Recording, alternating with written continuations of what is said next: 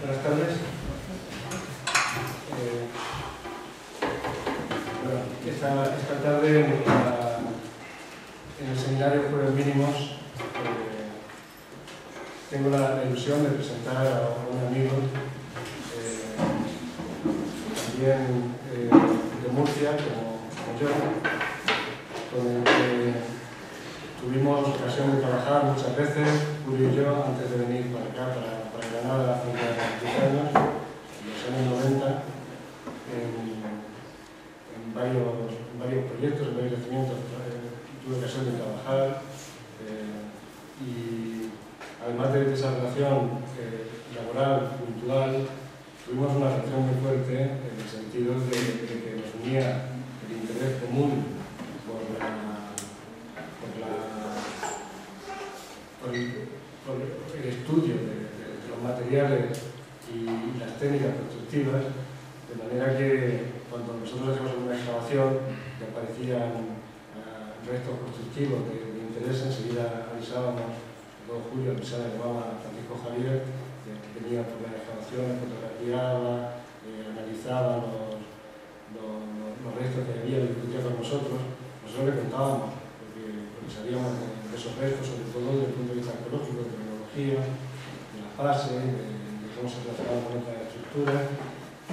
Y él, a su vez, a nosotros nos servía de mucho porque nos contaba aspectos técnicos que nosotros como arqueólogos lo controlábamos, nos decía esto es tal, esto se construye de esta manera, esta huella que tiene que ir tapiada por esto, porque Francisco Javier desde hace ya bastantes años, desde el principio de los 90, estuvo trabajando vinculado a la administración regional, como arquitecto de la administración regional de Murcia, en temas de patrimonio.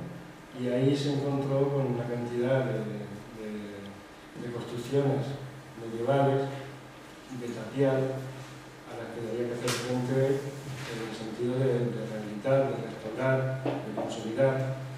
Yo creo que debió de ser, me pongo un poco en su lugar, debió ser un poco difícil en aquellos principios de los años 90, prácticamente sin referencias de restauración y de intervención en ese tipo de obras, el encontrarse de pronto con ese trabajo y con esa gran cantidad de restos a los que enfrentarse y a los que tener que empezar a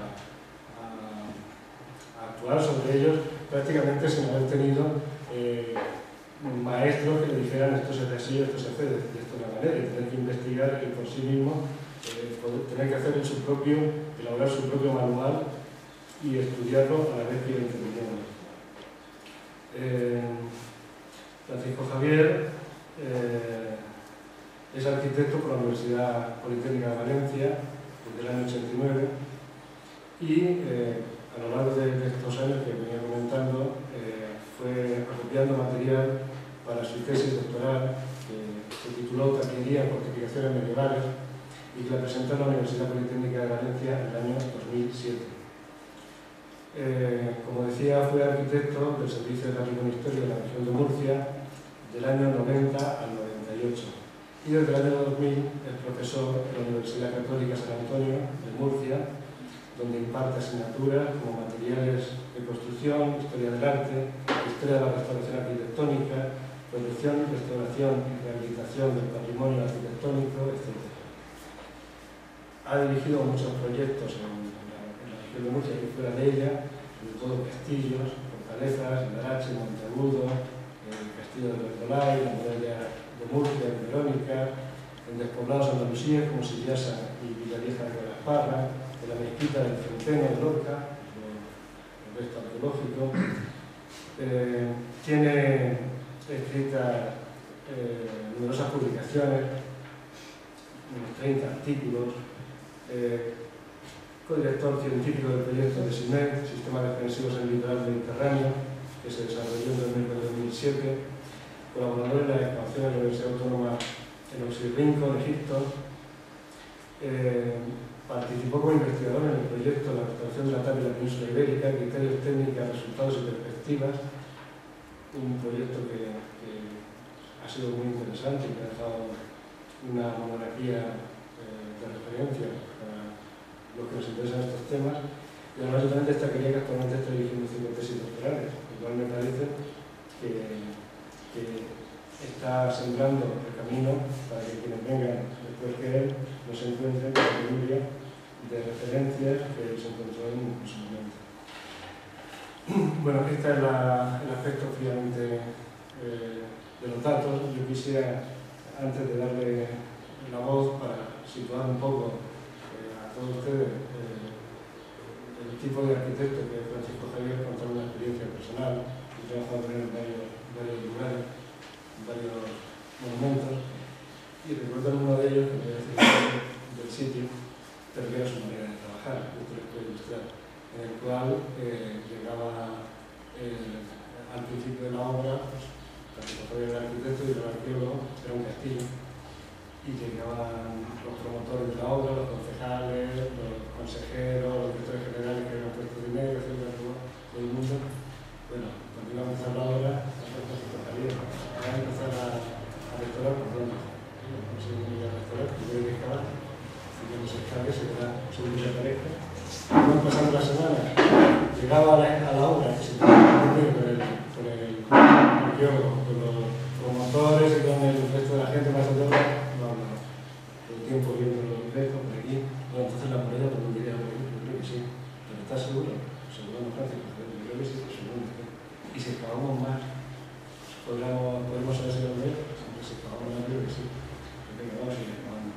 Ya se iba pasando el tiempo, se iba acercando el fin del proyecto.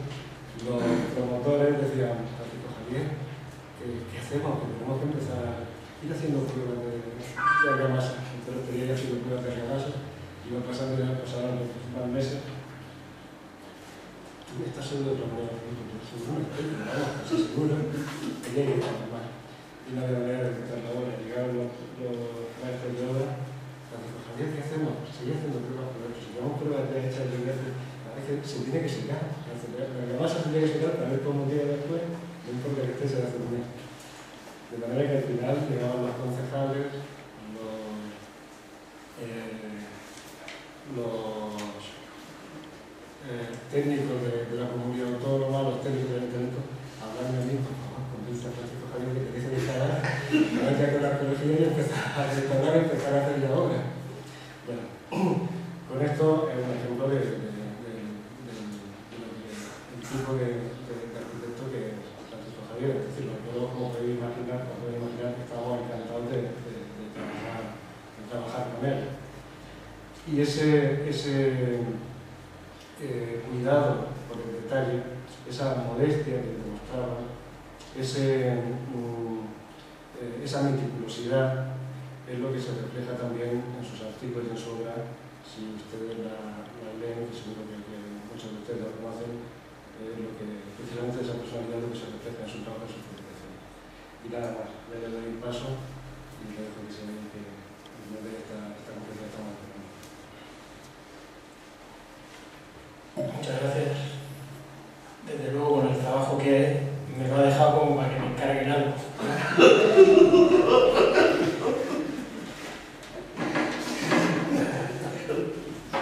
Lo primero que quería hacer era pues, agradecer a los organizadores de este ciclo el que hayan contado conmigo, porque es verdaderamente pues, una ilusión y un honor estar aquí. En un principio, cuando me propusieron que diera una charla, pues yo dije que lo que me interesaba era hablar sobre las huellas de este tipo de fábrica que es la taquillería. Y entonces pues se me dijo que quizás sería más interesante si en vez de hablar de aspectos generales, pues me refería a algún caso particular. Entonces de ahí viene lo de la asomada y sillasa. Así que, como disciplinado que trato de ser, no digo que lo sea, todas las fotos, se acuesta primero, son de la asomada de sillasa.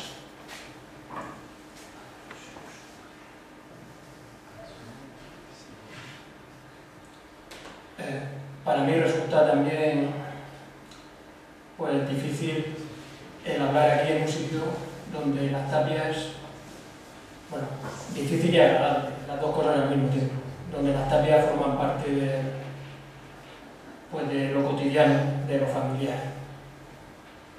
Más incluso que para mí, aunque yo siempre estoy paseando mentalmente por las tapias, pero aquí se tocan con las manos, ¿no? Todos los días, pues, oyendo a tu casa, oyendo a tu trabajo.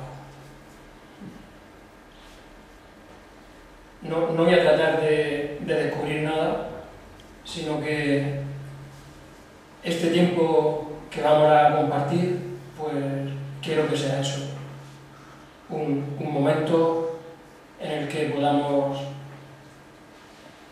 compartir algunas ideas, incluso sentimientos sobre este tipo de cosas. Supongo que las personas que ahora mismo me acompañan, pues todas saben, incluso mucho más que yo, de taller. Como una referencia, y una forma de empezar, y aprovechando que ayer hubiera sido su cumpleaños, pues una cita que todos conocemos, la de Ibn Khaldun, en el siglo XIV, cuando describe y define en su Historia Universal lo que es esta técnica.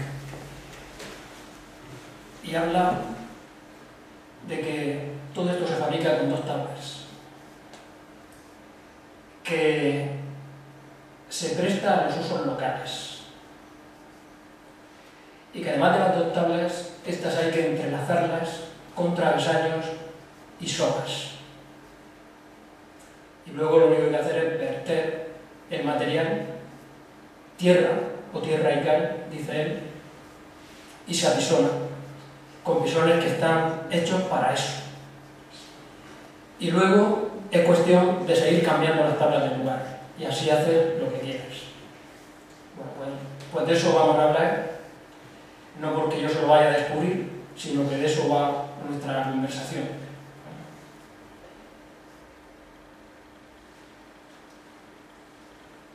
En los dos ejemplos en los que se va a basar este recorrido, esta especie de paseo por las tapias, pues si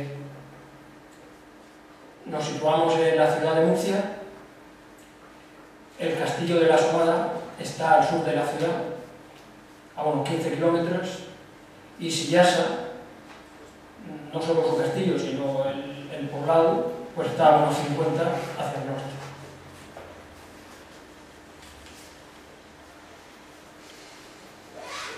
El caso de la Asomada.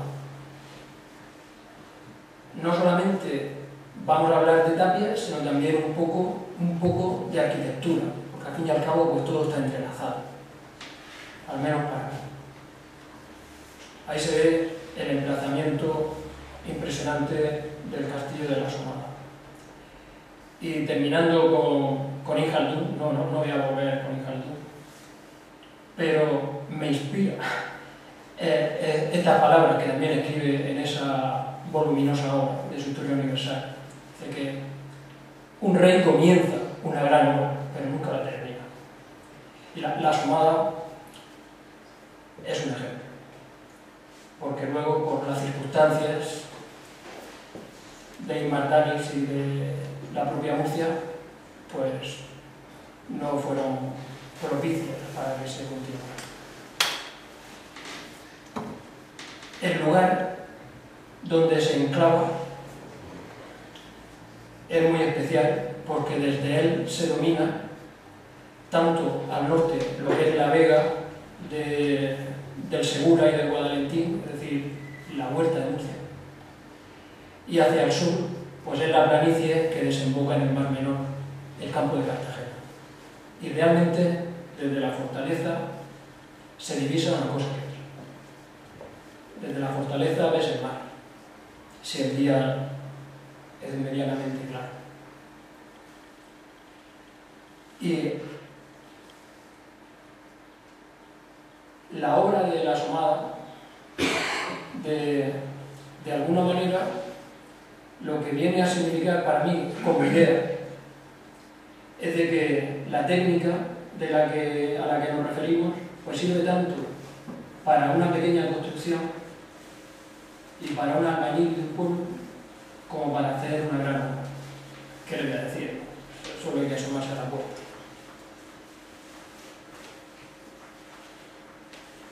Esto es o quiere ser el castillo, la fortaleza de la Sumada. De manera que todo en él tiene una razón geométrica.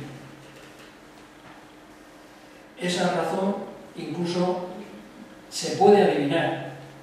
Yo no digo que acierte con todo lo que voy a decir, ¿no? Está claro que lo que voy a decir lo pienso, pero me puedo equivocar.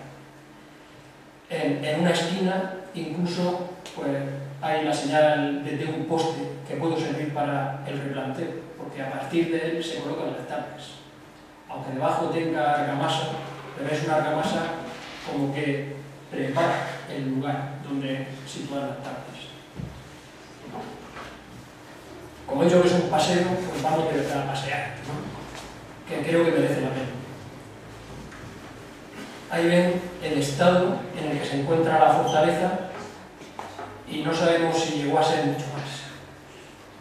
El mercado está tratando de liberarla. Y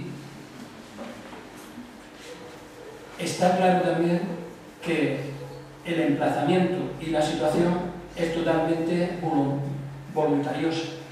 Es decir, está colocado de tal manera, con la geometría que antes hemos visto, que al menos dos de sus lados son inaccesibles. Aquí, en el lado del oeste, pues se adivina, donde estoy señalando, que hubo que preparar incluso el terreno para poder completar la planta que estaba planificada. Aquí se ve cómo desde la profundidad del barranco pues hay que situar el terreno arriba para poder continuar el muro perimetral y las torres. El otro lado, que también resulta inaccesible, es este, es el norte, el que da hacia la ciudad, el que da hacia la huerta. Y seguimos dando la vuelta nosotros. Y aquí hacia el este, que por aquí es el punto cardinal por el que se accede, pues realmente yo pienso que en su final podría haber llegado a ser mucho más inaccesible que lo que hoy es. Realmente se sirven del lugar, como ahora diré, para abastecerse. Esto es una vista desde el oeste y aquí tenemos, tanto desde el oeste como desde el otro lado, pues cómo se proyecta hacia el vacío las estructuras de esa traza que antes he enseñado.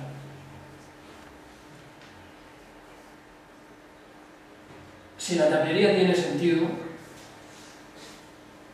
es porque utiliza los materiales que tiene alrededor. Por eso, como decía Jardín, tiene muchos usos locales. No solamente por lo que se le ocurre a la localidad, sino porque en cada localidad, en cada lugar, hay unos materiales. Y realmente la tapicería admite una gran variedad de materiales. Aquí tenemos la tierra, que antes no se la he señalado, pero se veía en una de estas fotos hechas desde un avión. Es una tierra de color rojo-morado. Hay agua en la rambla del puerto, pues siempre discurre el agua y ha habido fuentes tradicionalmente y además se pueden coger áridos que naturalmente son rodados. Y esta es la zona del este, donde he dicho que podría, en mi opinión, haber llegado a ser mucho más inaccesible si se hubiera acabado la obra, porque realmente es la cantera desde la que se nutre para levantar el edificio.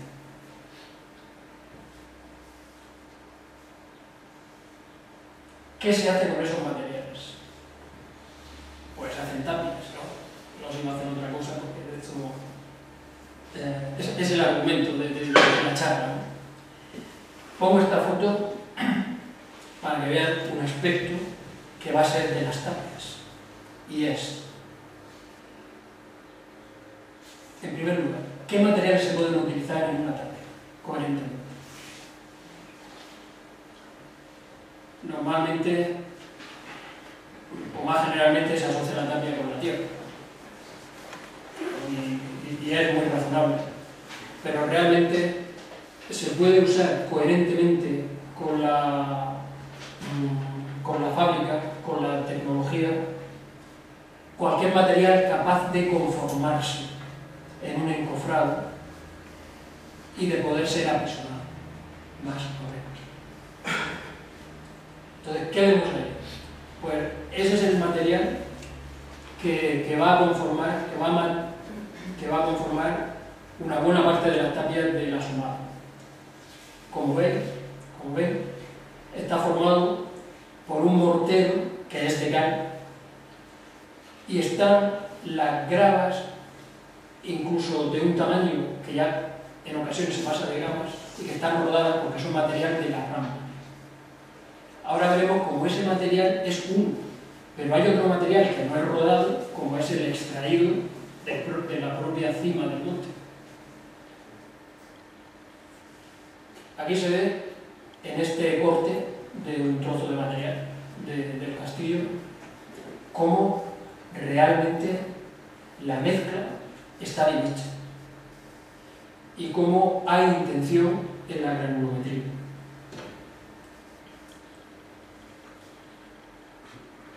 Esta gran obra de las grandes, creo yo, aunque sea moderadamente grande, pero de las grandes que decía Ingeldun, pues se construye, como sabemos, con esta técnica. Pero ¿cómo se adapta la técnica de la obra pequeña, del albañil del pueblo, a la obra grande, como es una fortaleza o es un palacio? No es cuestión solo de separar más las tablas, sino que implica, sin perder lo fundamental de los instrumentos, implica algunas variaciones. Al fin y al cabo, una de las ideas que quiero resaltar es que la tapicería, que en principio parece algo muy rígido, realmente es una técnica de gran versatilidad. Ahora bien, es una técnica para hacer muros, ¿no? Porque te puedes intentar hacer otra cosa, pero es inventar. Por naturaleza es una técnica para hacerlo. Bien, pues este tapial pues sería parecido a alguno pues, de la época, porque realmente los tapiales han variado poco. Y realmente estos pueden ser los instrumentos que tenga un albañil en su casa. Pero naturalmente si se trata de hacer una fortaleza, se trata de hacer una gran obra, pues no vale con un par de tapiales, ¿no? Sino que serán necesarios muchos pares de tapiales. Parece que los tapiales no se fabricaban para la obra en cuestión, sino que estaban ya fabricados y supongo que incluso se valoraba que estuvieran fabricados. Me refiero a los encofrados, no a los muros. De hecho, conozco alguna cita, que ahora mismo no tengo la referencia exacta, como ante una necesidad de construir con tapiales, no solo con carpinteros del pueblo que los haga, sino que se manda por ellos aunque tardaran días en llegar.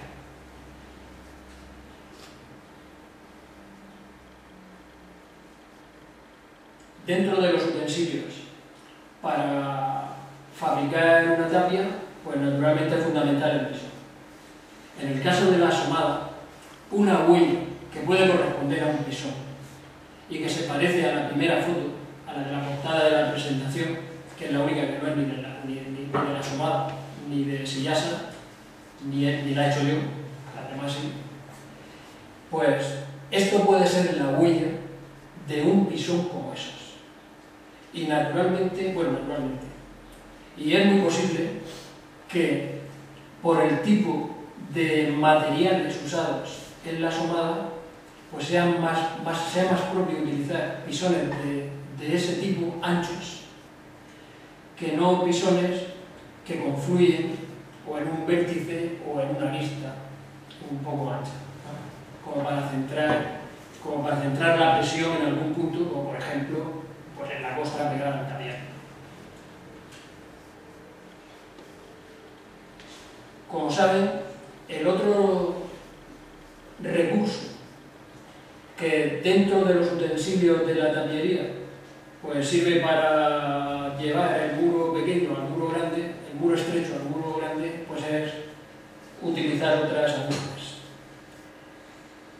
Esta aguja, que es de sillasa, pues es una aguja después de haber sido empleada y por tanto rota, porque estas agujas, como saben, se quedan dentro de los muros y tienen prefabricado o preformado un agujero por donde se mete un clavo que va a contribuir a tener sujeta la aguja sin necesidad de atravesar el muro totalmente, como se ve aquí en este esquema.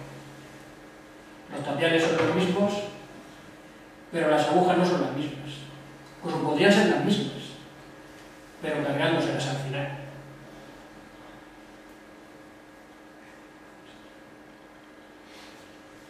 Es decir,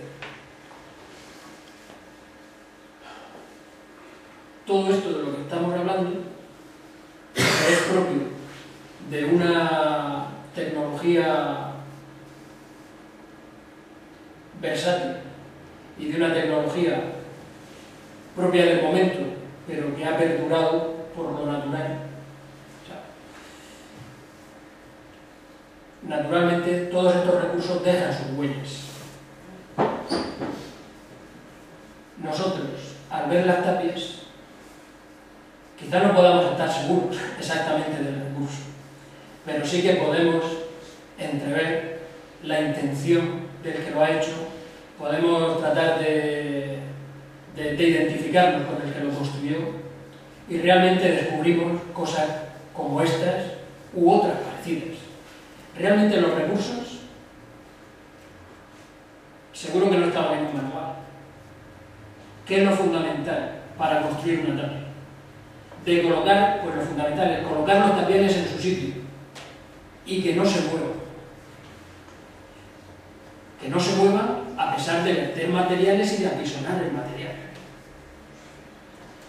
Todo lo que te inventes para lograr eso y no perder los tapiales en cada trozo de muro, sino poder seguir reutilizándolos, pues seguro que nos lo encontraremos en alguna tapia que haya en el mundo. Los ejemplos que pongo aquí, concretamente me los he encontrado, pero podríamos inventarnos otros muchos ejemplos. ¿Cómo fueron los tapiales, es decir, los encofrados que se utilizaron en el castillo? En esta imagen, que a mí me atrae, se ve cómo está puesto un tapial.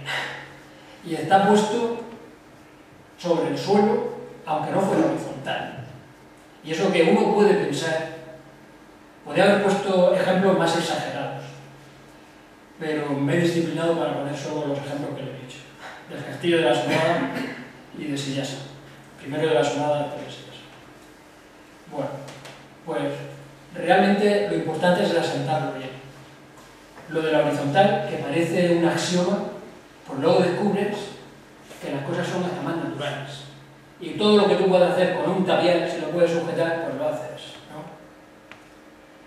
Entonces ahí está puesto ese tapial, seguramente muy bien puesto, pero como le interesó al que lo hizo.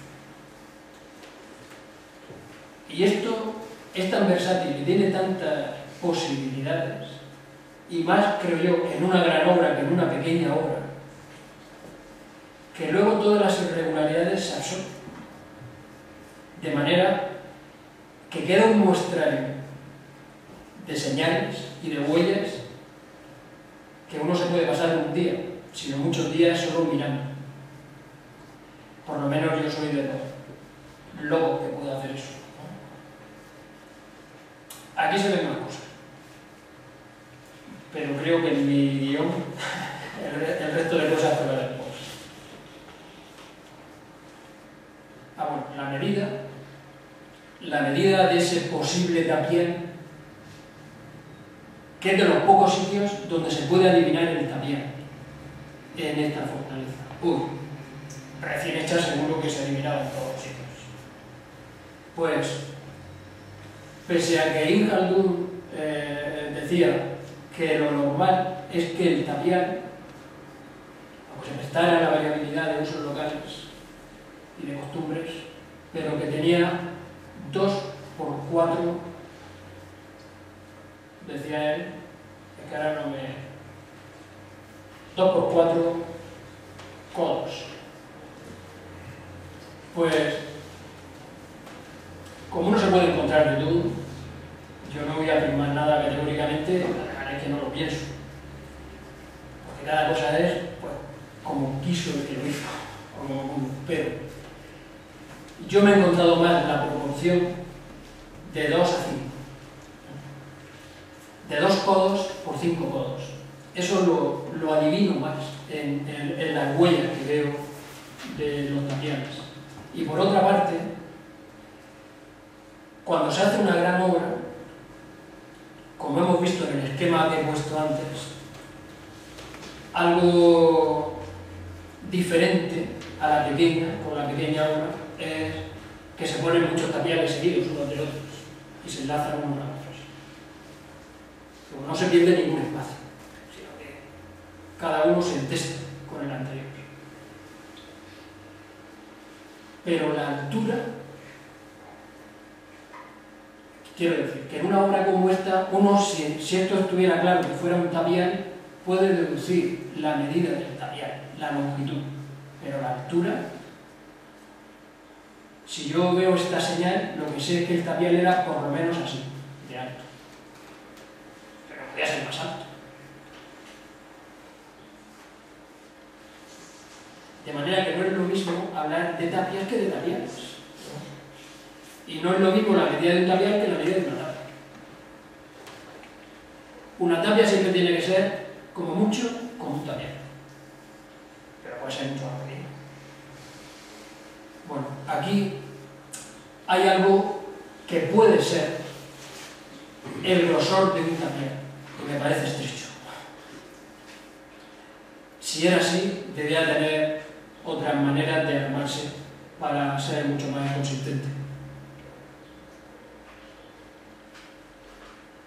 Entre los recursos que se utilizan en las obras grandes, como saben, esto simplemente es un paseo, es ver lo que ya sabemos, pero en el sentido de las obras.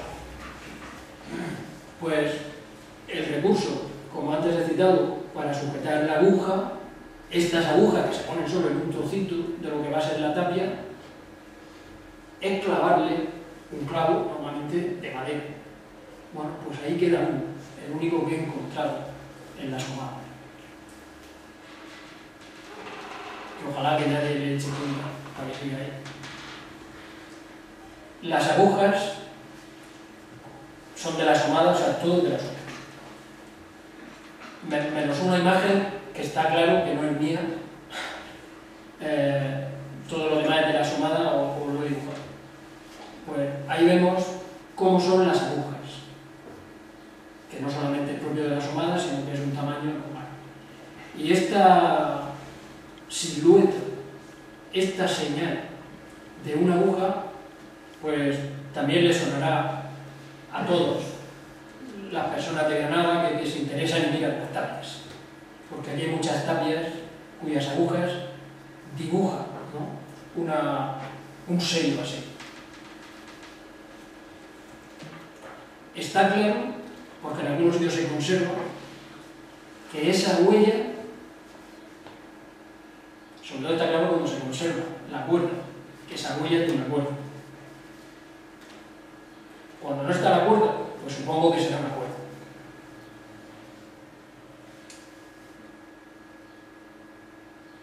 Y aparecen también otros tipos de huellas,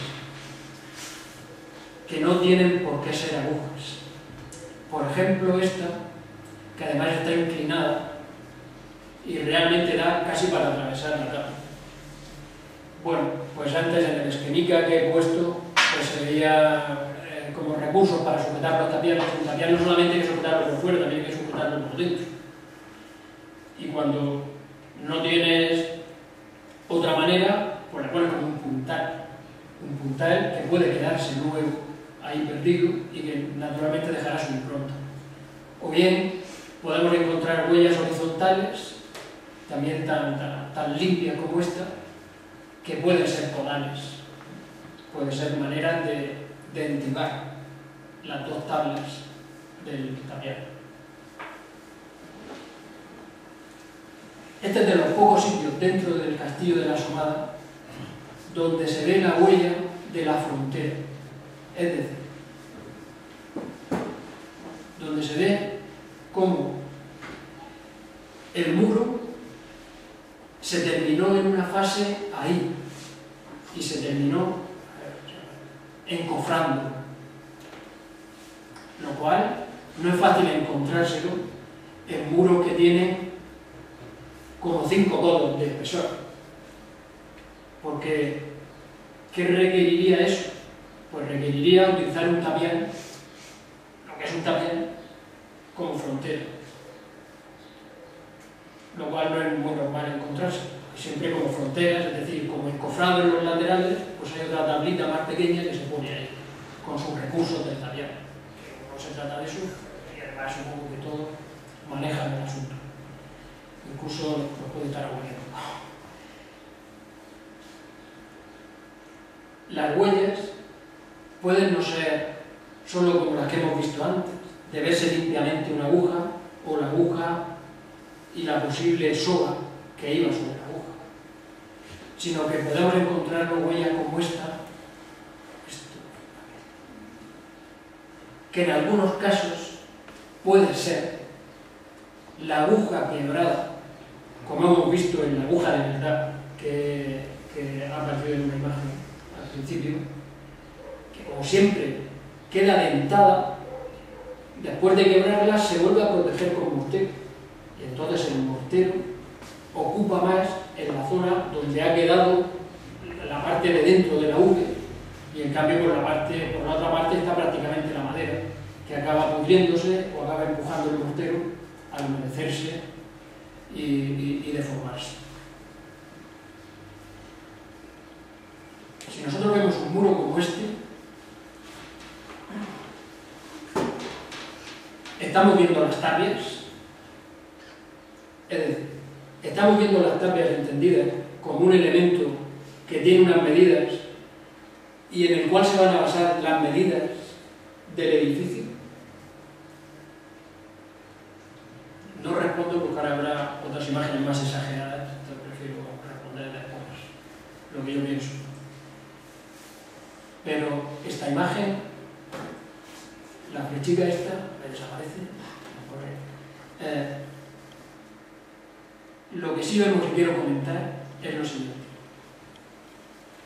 Aquí vemos estas dos señales, estas dos huellas de agujas, que ¿dónde están situadas?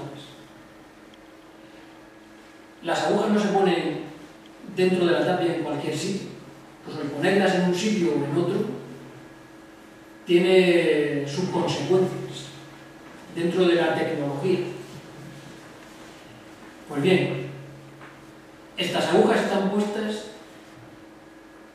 encima de la tapia inferior.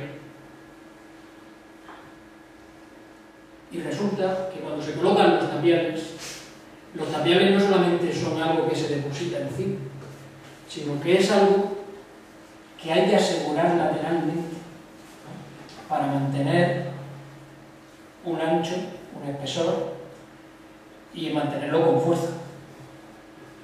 Para eso utilizamos codales, pero solamente dos tapiales puestos encima con un codal, pues lo puedo poner aquí o lo puedo hacer así, lo puedo mover de un sitio a otro.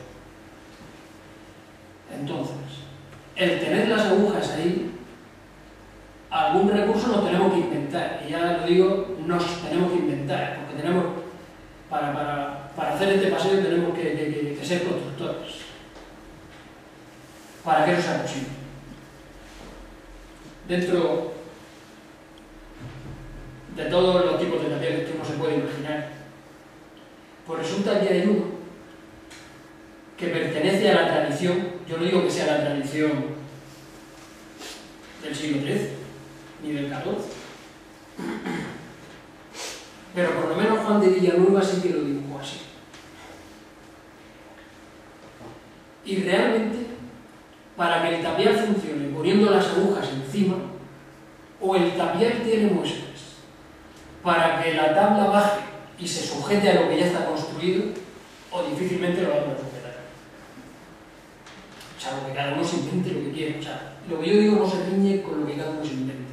Como he dicho, creo yo, que en la tapicería cabe todo con las 4 cosas fundamentales.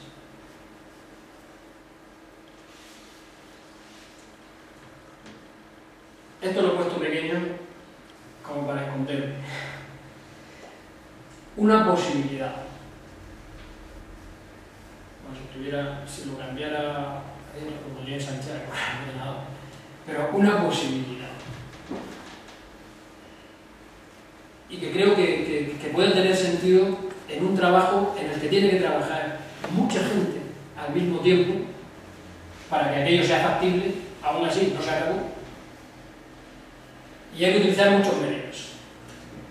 Los tapiales no hay quien te los quite, pero lo demás, pues esto que está queriendo dibujarse en azul, ¿no?, quiere ser la soga que, pudiendo adaptarse a los clavos, puede eliminar la necesidad, a veces, del costal. El costal es el palo que sujeta los 2 tableros por los lados y donde se amarran las cuerdas y donde se engarza la aguja. Pues también es verdad que no todas las señales de agujas en el castillo, porque estamos hablando de este edificio, son iguales. A veces da la sensación de que solo hay una cuerda. Otras veces está la huella de la madera, sin nada más. Y otras veces está la madera y la cuerda. O sea, hay de todo. Pero esto podría ser una utilidad. Si los 2 tapiales se solapan en la tapia de abajo y se acodalan por dentro, codal que se puede quitar una vez que ha rellenado parcialmente la tapia, pues las cuerdas se pueden dejar. Realmente señales de cuerdas, eso encontramos en todos sitios. Parece que lo de la soga era algo pues más barato que la madera. ¿Cómo son las tapias de este edificio? Hay 2 tipos de tapias. Y hay otra cosa que es como una macrotapia. Hay uno de los tipos de tapias es una tapia que podríamos encuadrar como simple. No, pues no es simple. Es una tapia compuesta de tierra, pero con protecciones de otro material en sus frentes, que es sin tanto rodeo, pero que es una tapia calicostrada o calicastrada.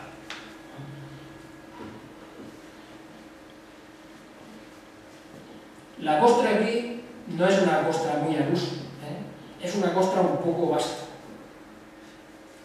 incluso con grandes piedras, porque es que realmente este tipo de tapia solo aparece en muy pocos puntos dentro del edificio.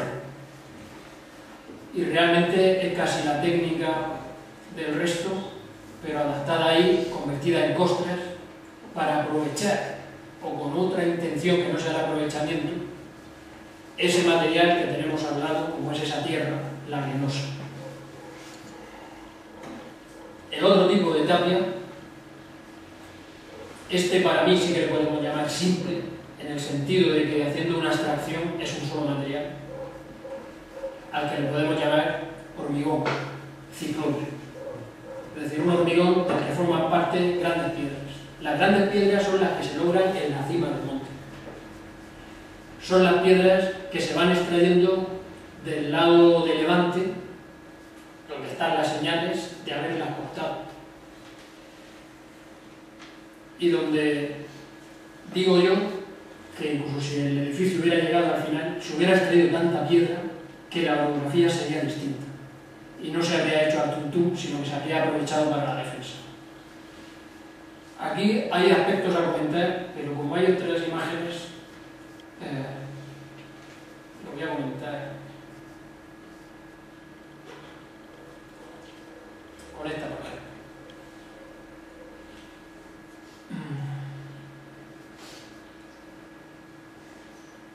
¿Qué se puede observar? Se puede observar cómo la cara de arriba de cada tongada, les adelanto,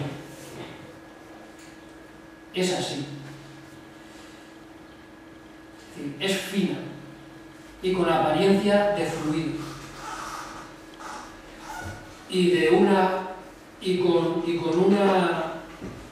Con un resultado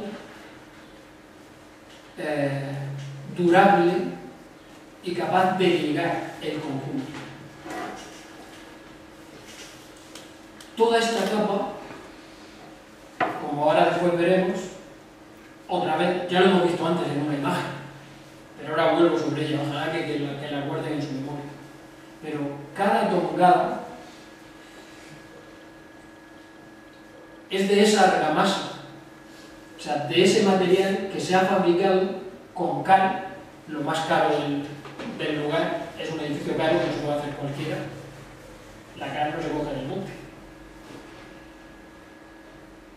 Con cal y con áridos rodados de la rama. En cambio, hay bloques de piedra, todos manejables y transportables fácilmente con las manos. Era cuestión de utilizar a mucha gente sin grandes medios, que no tienen por qué coincidir con la tongada, sino que pueden venir de más abajo y seguir más arriba. Y pillar en 2 tongadas, o pillar hasta en 3. Quédense con esta imagen, ¿no? Donde esto que estoy tratando de acariciar con la flechita.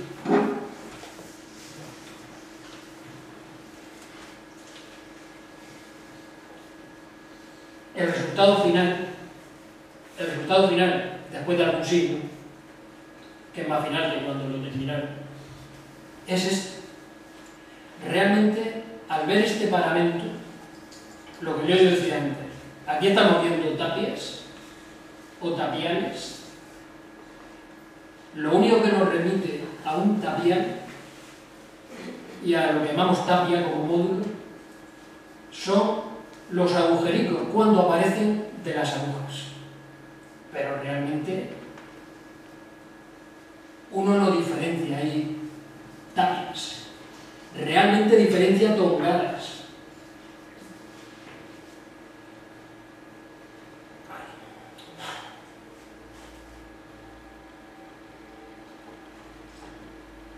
Y por otra parte, lo que hay detrás de ese paramento no lo sabemos. Eso también es una característica de la tapiería. Lo que estamos viendo en la cara no tiene por qué corresponderse con lo que tiene detrás. Yo que sé si detrás hay tierra, o detrás hay un hormigón ciclope, o hay lo que uno se inventa. Ahí tenemos un ejemplo de lo que digo, ¿no? Desgraciadamente, aquí se ve lo que hay detrás. Pues se ve cómo las piedras de atrás no tienen el mismo orden de las tongadas. Y además, algo que siempre me ha parecido interesante, no aquí sino en otros casos, en otras fortalezas, es que las piedras normalmente llegan a apoyarse unas y otras. No porque las aparejes, sino porque al final resulta que no están flotando, sino que tienen algún punto de apoyo.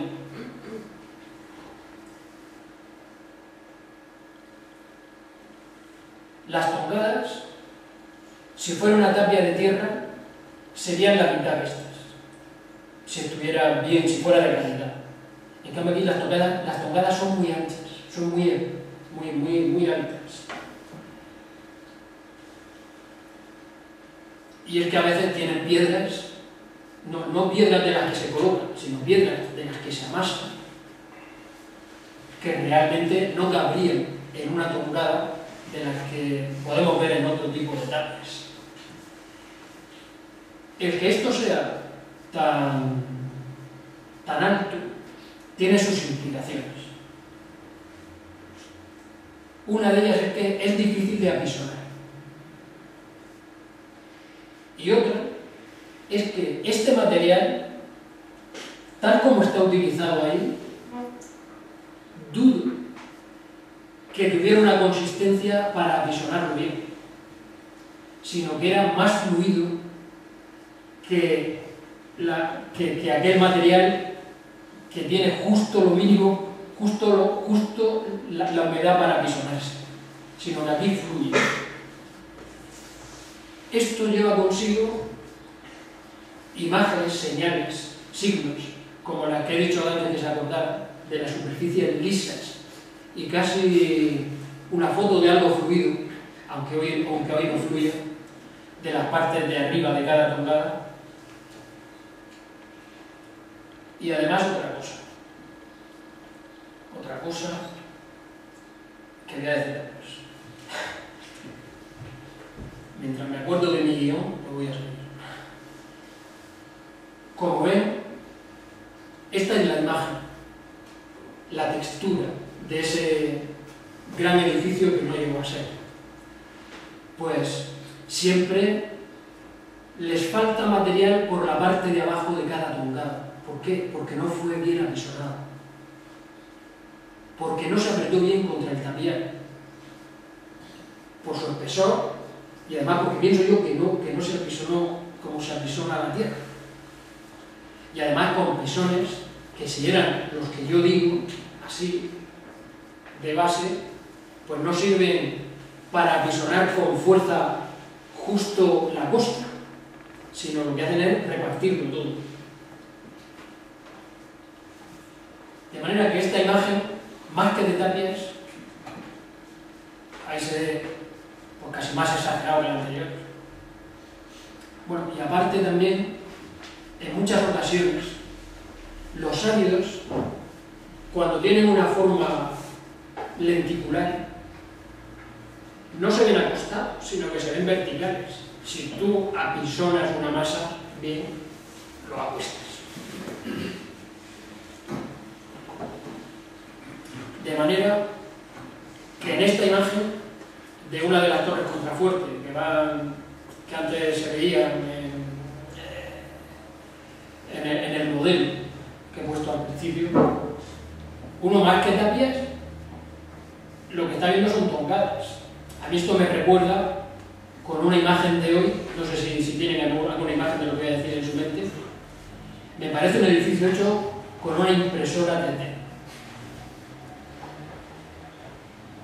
Son tongadas que van dando la vuelta al edificio. Y además se acaban cuando se acaban.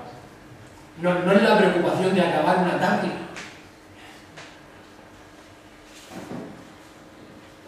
Un aspecto constructivo de las tapias, en este caso, al fin y al cabo una señal también, es de que aquí no necesita mayor preparación el suelo, puesto que en general es una roca estable, resistente, dura, un cimiento fenomenal, natural, para lo que vas a construir. Lo que decía antes, nos tenemos que imaginar, me imagino yo me imagino, quiero imaginar el edificio hecho por tongadas de una impresora 3D. Y cuando se acaba la jornada, no es la preocupación de acabar la tapia de una manera que pueda continuar al día siguiente, sino que simplemente acabo esa tongada. Y esto ya es exagerado. Lo he pasado antes de tiempo, se me ha ido el dedo.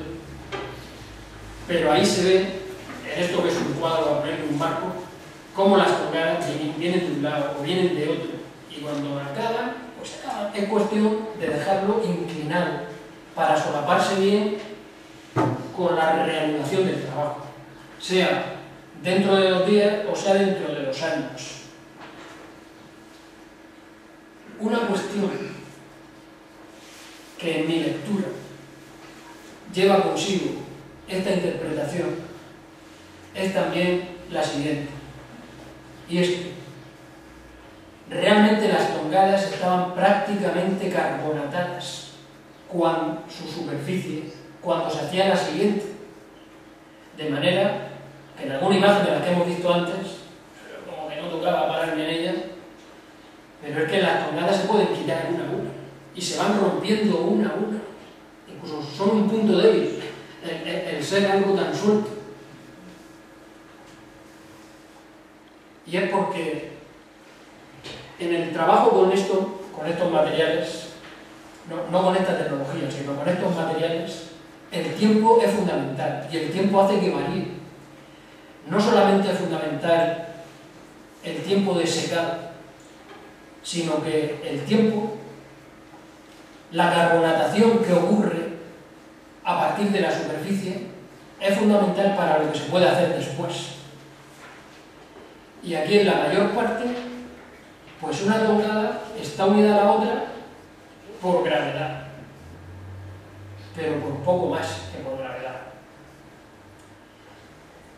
En este esquema, que se parece a lo que hay,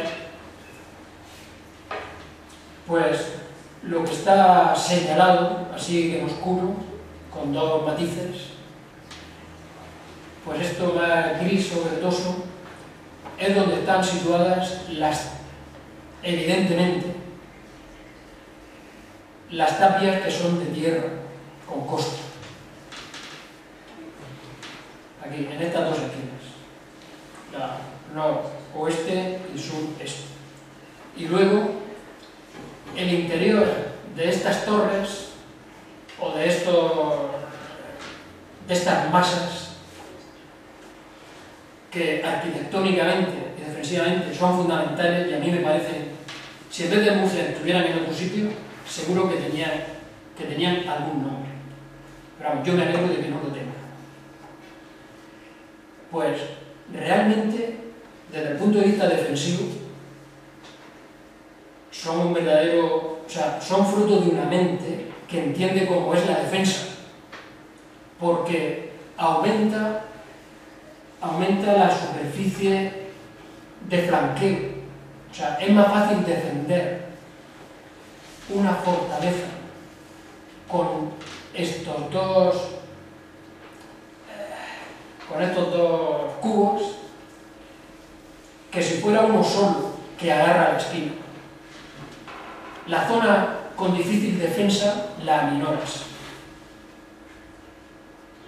Bueno, eso al fin y al cabo es una característica, pues, de los edificios que se atribuyen a este emir del siglo XII.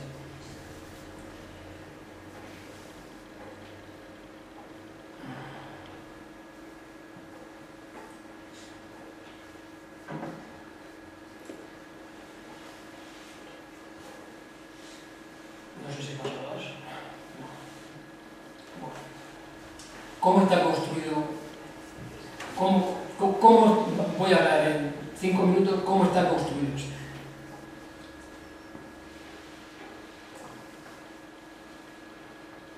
Las esquinas se construyen primero lo que es el edificio principal y luego se fortalece con las torres, llamémosle torres, que me sale así con más naturalidad, que yo no sé si van a ser torres, ¿no? Que no sé si van a ser más altas que el resto, pero bueno, me disculpo. Las torres se añaden para fortificar las esquinas y los centros de las murallas, lo cual es un concepto que yo le veo que es casi de arquitectura baluartada. Bueno, pues aquí se ve, me voy a centrar en una de ellas, esto es el frente norte, y se adivina claramente cómo estas torres se van anexionando. Y la mayoría de ellas son macizas. Como he puesto en el esquemica de antes donde estaban las manchas, aunque son macizas, se construye de una manera particular el muro perimetral y luego se rellena. Las esquinas propiamente de estas torres se hacen de una, es decir, no son fábricas que atestan, sino que se encofran la esquina.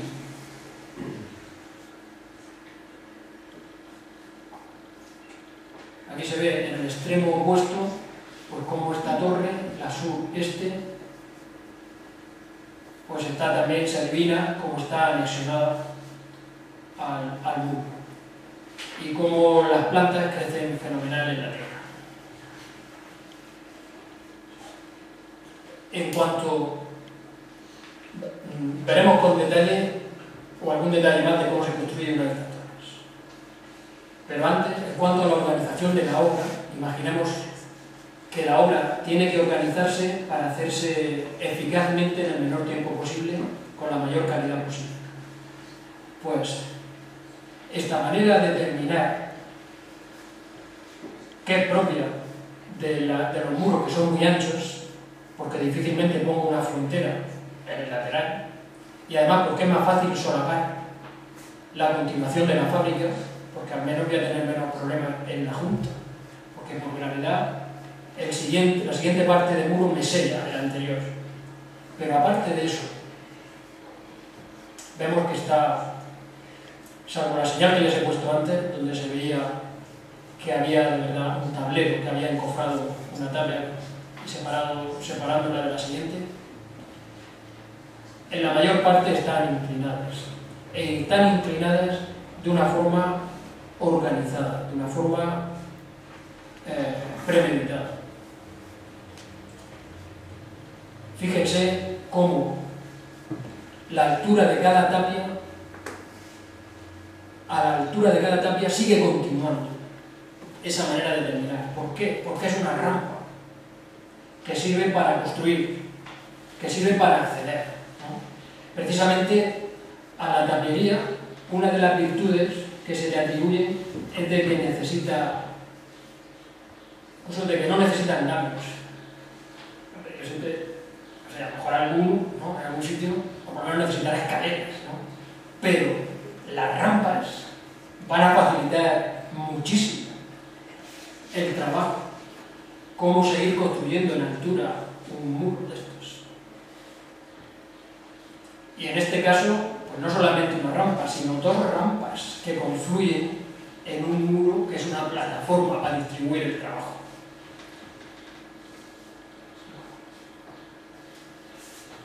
Y aquí se ve pues, cómo se materializa esa idea de que la esquina del edificio se refuerza, se defiende con dos torres que se flanquean mutuamente.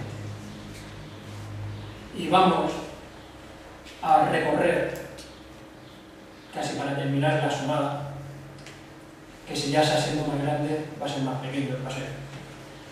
Esta esquina, esta torre, que es la que corresponde a la esquina donde es inaccesible por los dos lados, ¿no? En esta visita aérea que hemos hecho al principio, pues es justo la esquina que da al norte y al oeste.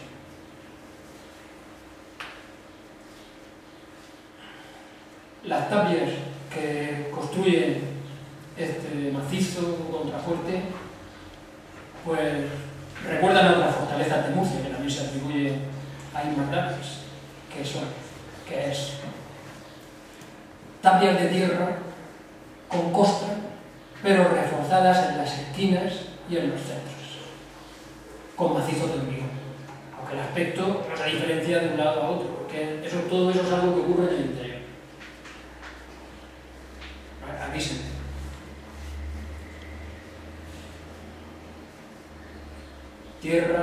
Tierra, macizo en la esquina, macizo en el centro y macizo otra vez en la esquina.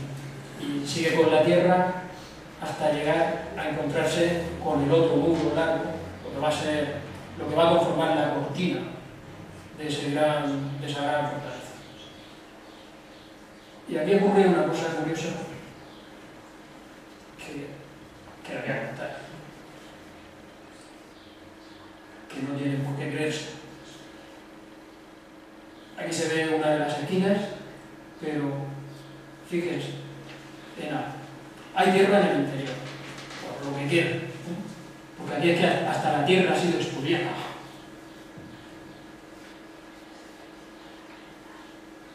Y dice uno, ¿por quién se va a preocupar de coger tierra de ahí? Pues sí. Bueno, pues aquí vemos una tapia que sí se expresa como tapia y tiene su cara. Posiblemente será la costra de una tapia de tierra, pero en fin, no lo sé. Y la siguiente es muy diferente. Entonces, en este lado, bueno, aquí se ve como la tierra sí que llega casi hasta el final, y aquí volvemos a tener lo mismo. Pero fíjense, la tapia que he dicho yo, que se señalaba como tapia, esta de arriba también, y se van intercalando. Pero aquí hay otra que no sabe uno muy bien dónde está su paramento. Y es porque lo que se corresponde con esa tapia realmente termina aquí, en el muro primero.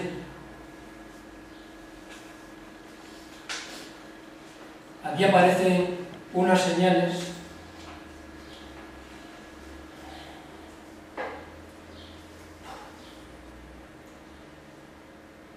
que ahora vamos a ver con un poco de detalle. Un poco más de detalle y ahora una hipótesis. Aquí se adivina una señal que ahora la vamos a ver en grande.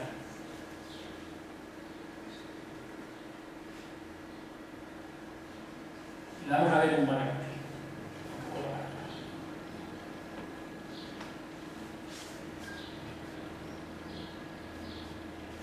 Realmente ahí ha dejado su huella la soga que, viniendo del único costal que se necesitaba en el otro lado del tapial, del único tapial que también se necesitaba, no se necesitaban dos tapiales, sino uno solo, viniendo de ahí, pues tenía que amarrarse aquí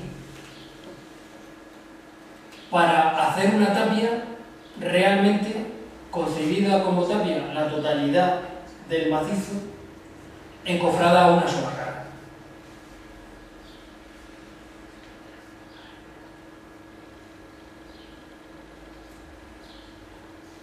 Una hipótesis. Viniendo la soga de la aguja que está al otro lado, sujetando el costal, o sin costal, o sea, aquí tal como dibujado sin costal, porque yo de alguna manera no me ha puesto el cuello, pero defiendo que en algunos sitios de aquí se sujetaba el tapial sin costal. Pues viniendo la soga por encima de la aguja, recoge el tapial y se amarra aquí. Ay, joder. No sé lo he hecho. Y se amarra aquí. Aquí abajo sí que tenía que haber algo con capacidad para dejarse amarrar por esa soga, ¿no? Algo que difícilmente estaría puesto con el tapial, sino algo que habría que introducir después, aunque sí que es fácil y forma parte de la tradición de la tapiería, el hacer huecos previéndolos en el encofrado.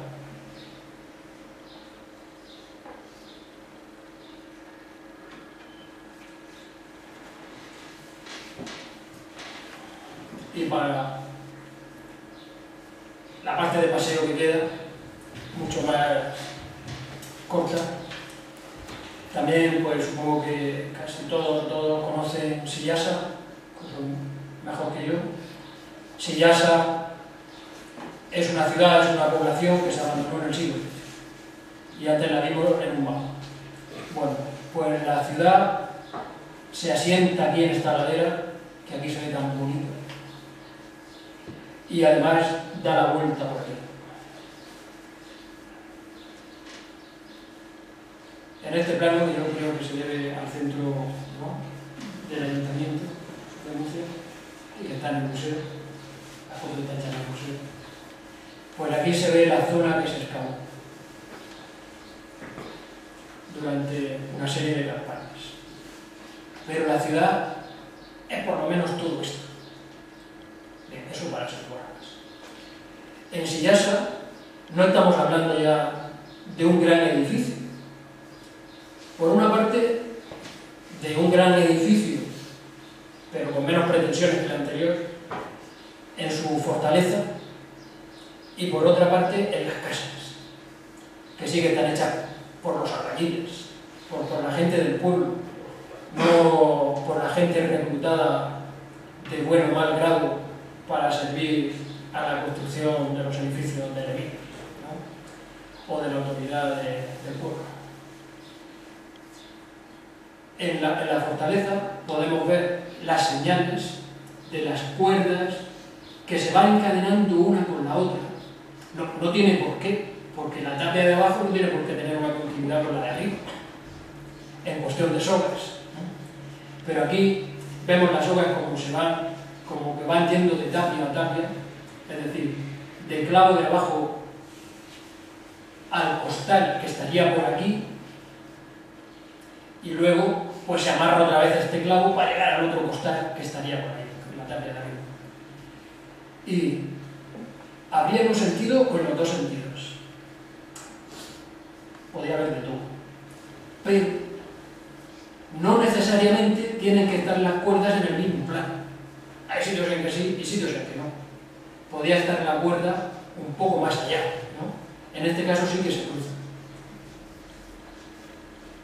Y aquí vemos, pues después de un hecatombe, pues las tripas de una tapia de esa misma fortaleza, donde se ve la aguja, donde se ve el clavo, incluso no se ve, pero está ahí la cuerda, ¿no?, unos pelillos de la cuerda. En el caso del aljibe, que seguimos hablando a la escala de Sillasa, pero grande, pues también una manera, como se ve, de construir con tapias es adosando tapia a tapia, longitudinalmente, o sea, longitudinalmente no, en la cara de la tapia, transversalmente, de manera que así puedes hacer un muro tan ancho como tú quieras. Es cuestión de ir añadiendo, de trasdosar tapias. Bueno, eso también es un procedimiento. Y aquí se ve, en las tapias del aljibe, cómo también la consistencia era otra.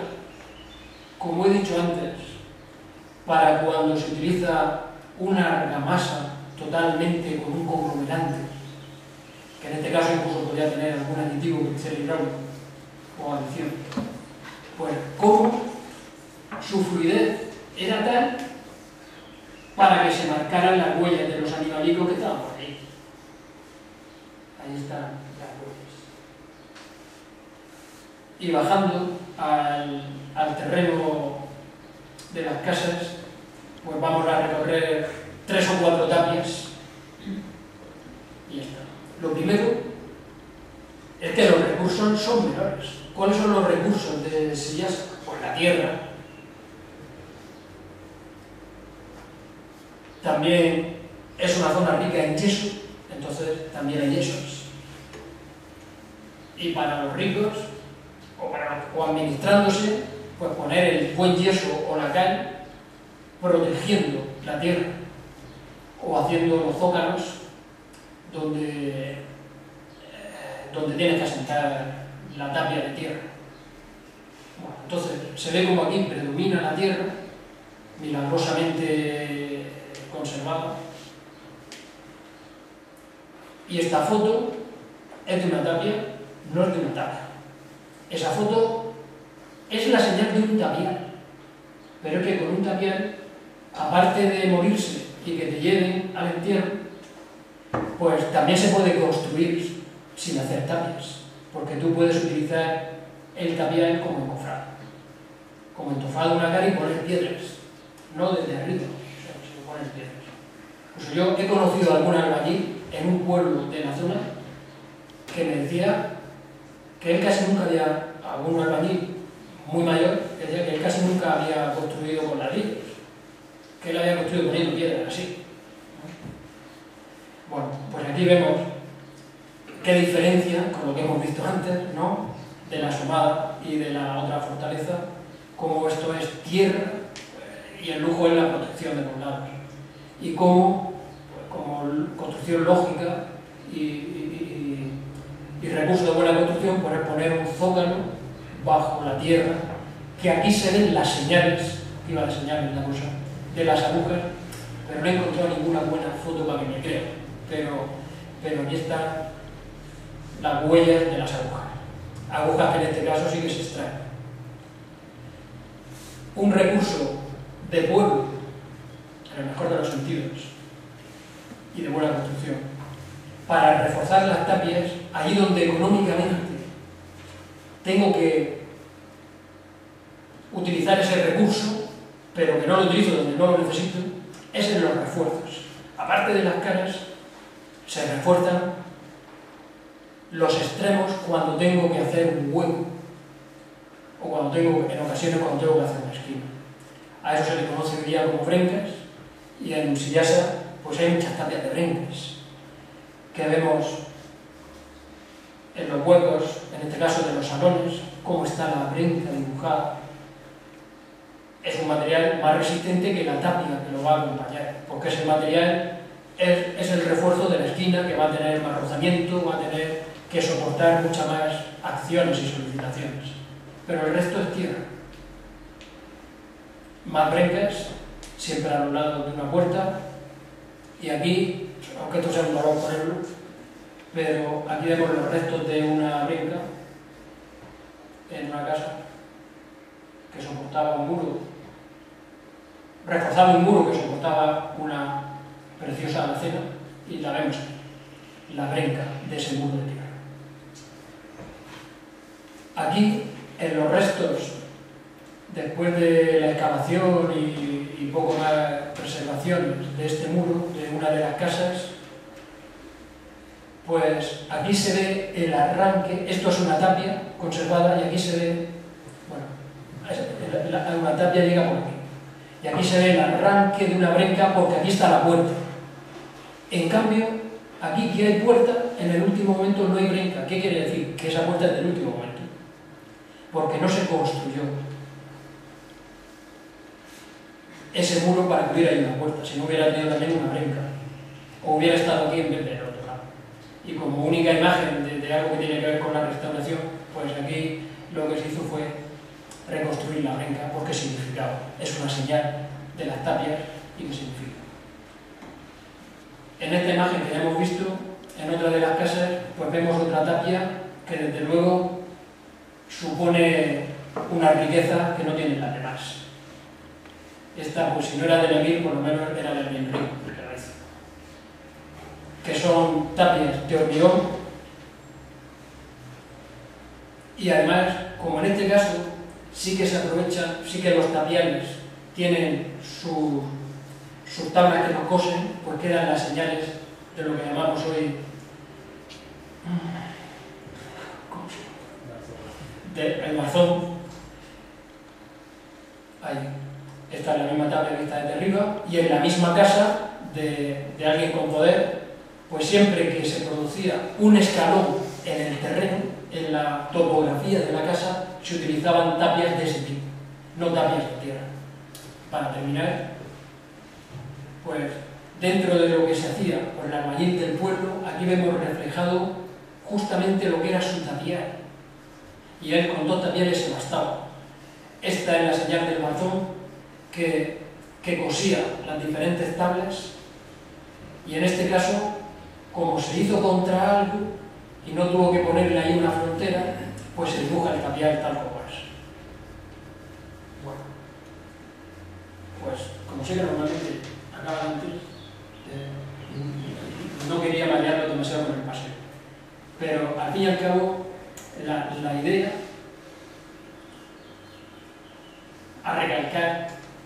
para mí, pues es como que el resaltar que la tapiería como tipo de fábrica, como técnica y tecnología asociada a esa técnica, pues es algo muy versátil, donde caben todos los recursos que uno se imagine para construir todo lo que quiera, lo pequeño y lo grande. Solamente lo que sí es invariable es contar con esos encofrados tan manejables y transportables por dos personas como son los tapiales, y a partir de ahí todo lo que te inventes para sujetarlo firmemente en cualquier sitio. Y todos estos matices son los que lo que al pasear por las tapias pues uno puede adivinar, porque realmente todo se señala y las tapias te cuentan cómo se hicieron. Nada más. Muchas gracias.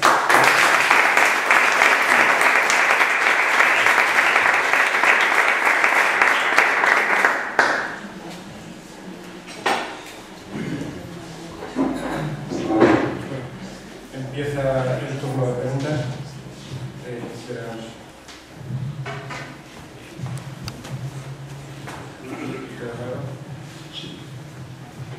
En una imagen que has puesto de Sillasa, de un muro hecho con tapiales, pero con piedra y yeso, si no entiendo mal, te he dicho que eso no era una tapia.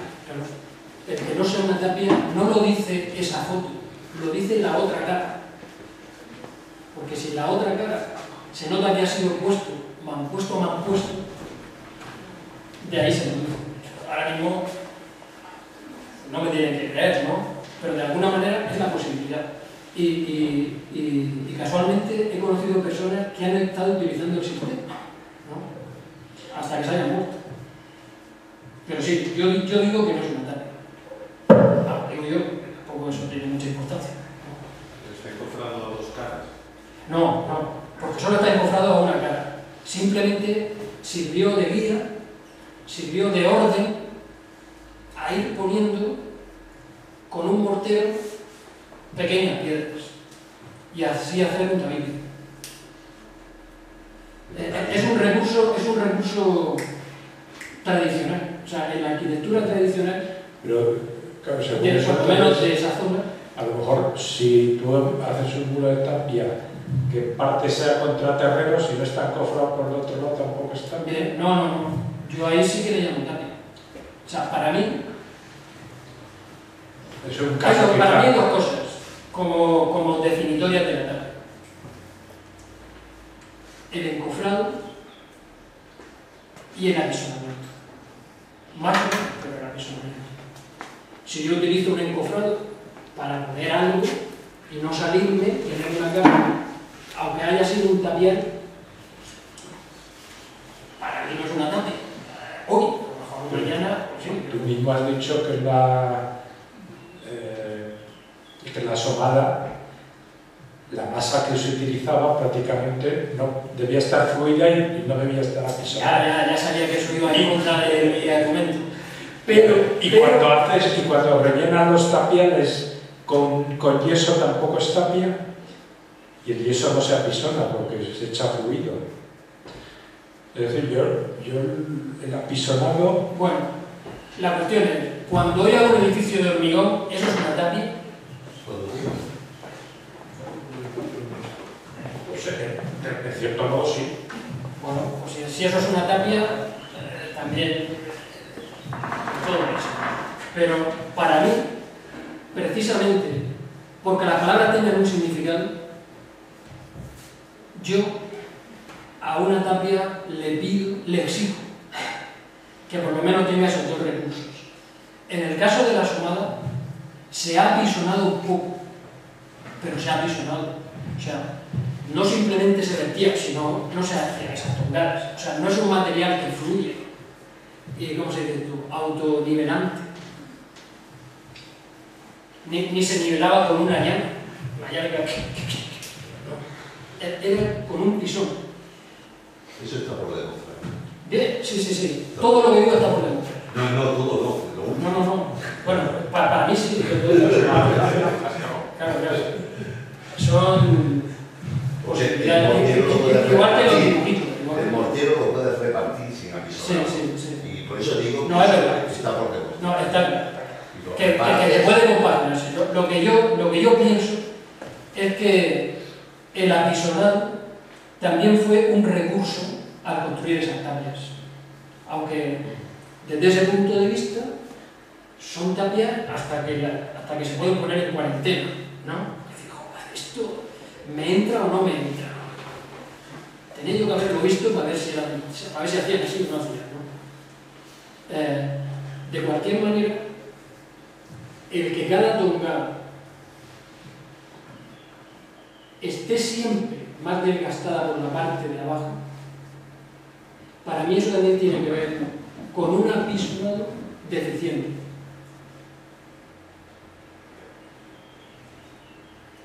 Pero vamos, que yo mismo me discuto esas cosas, ¿no? No sé. Yo, si se me permite terciar en este asunto, que es bastante discutible todo y que llevamos además mucho tiempo dando vueltas, yo creo que un argumento, quizá, para mí, para decir que eso no es tapia, es que está careada, la mampostería está careada. Yo entiendo que la tapia, cuando se vierte, nadie se está molestando en preparar la piedra y carearla contra el lateral, porque si está haciendo eso, yo entiendo que es otra cosa. Yo entiendo que es una mampostería, pero la cosa es que caigan polos y hay muchos polos por los lados. Pero cuando alguien se está dentro del tapiado, contra el tapiado, careando y preparando la mampostería, que es lo que se veía en la imagen que presenta Francisco Javier, yo creo que eso no se lo puede llamar. Bueno, yo creo que no estaban careadas. O sea, hoy te puede parecer que están careadas por la erosión, pero realmente los más puestos están dentro. Bueno, es la representaba de Sillasa. Ah, la Sillasa. La que tú has dicho que no era tapia. Claro. Entonces, están careadas porque precisamente para eso te sirve el tapial. Para ponerlo sin mucho trabajo, ponerlo y que le pegue la cara. Con más cuidado, con menos cuidado, pero al final es el tapial el que te limita, el que te crea la cara de la pared. Sí, puede ser. O sea, yo no. Sí, es el tapial el que te crea. Puede ser que ya sutilezas de. Yo creo que hay tantas variantes que establecer la frontera de lo que es un tapial en una cosa o en otra. Está claro es que es diferente. Quiero decir, le llamemos como le llamemos, que no puede ser tapial, puede ser que inventemos. Se está trabajando de manera diferente cuando se vierte directamente y desde arriba con un palo largo se está apisonando y la piedra se ha dejado de material que caiga, como claramente ha caído, que cuando hay alguien que está cuidadosamente preparando la piedra, devastándola para que tenga una cara lisa y poniéndola en los laterales. Entiendo yo que No está claro que tenga la cara lisa. Porque ahí en la de Sillasa se veía que el yeso completaba las caras que no eran lisas. Es decir, al final lo que ocurre es que cuando usas distintos materiales, la forma de poner en obra dentro de los tapiales es distinta, porque no se pone igual tierra que cuando es prácticamente un hormigón, que cuando es yeso o que cuando es una mampostería. La forma de rellenar el cajón es forzosamente distinta. Ahora, excluir del nombre de tapia unos materiales y otros, yo sé la cuestión que planteo aquí.